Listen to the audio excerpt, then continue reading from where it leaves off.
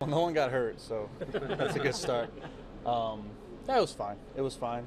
I was happy to pick that ball, the ball that I got thrown to me. That was good. Need to get the ball to Jake a little quicker on the yeah. But overall, I felt comfortable. I mean, it's definitely faster and it's different, but yeah, it was fine. He probably looked comfortable. He probably wasn't. But I think he's athletic enough to be able to do it. So we're going to have him keep taking some ground balls. That was my biggest thing. Is I just wanted to play baseball. Just go out there and be a ball player, and play base. I played first base a lot in my life. I've never, haven't done it very much in the big leagues, but you catch the ball and you throw the ball. In case of emergency, if something happens to Lucas and we have a situation, we got to have somebody ready, and I just think Jake's the guy who can do it. That was Jay Bruce and Terry Collins on Bruce's start at first base today.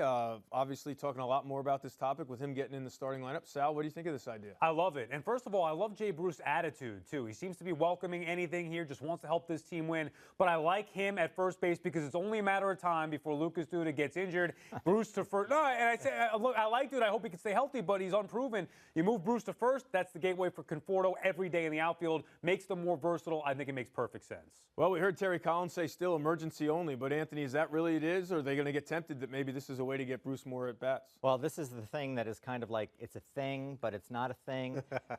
They want him in an emergency. Ideally, it's going to be in an emergency situation, but they need to know whether the guy can play the position or not, that he's not going to be a complete butcher there.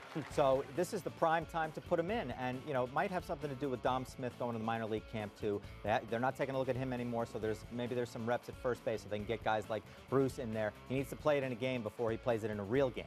Yeah, two things. You look at last year, this time we were talking about getting Plawecki and Darno at bats and playing time in left field and first base, just to get their bats in the lineup. I don't think that's what we're talking about now. You're talking about a guy like Jay Bruce, who's played some first base in his life before, so I'm more comfortable seeing him out there around the first base bag. It hasn't been at the major league level, but again, you have other guys trying to work out at different positions and get acclimated to being more versatile. Versatility is everything in this game right now. Also makes him a nice trade piece to another team who may be in need of a first baseman as well. So we're not going to go through that again, are we? You never know.